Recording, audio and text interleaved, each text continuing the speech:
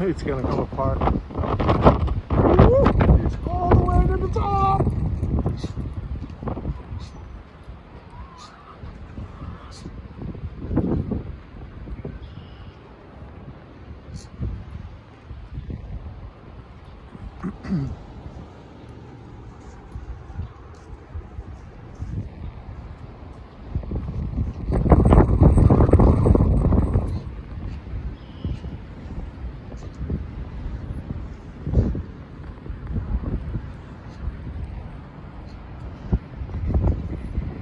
So the difference between the two, that one, it's prefabricated aluminum extruded blades.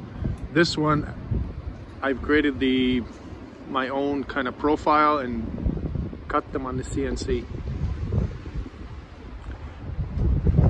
They're both okay, but definitely the one I made, it seems to be performing a little better. Gotta get the generators going.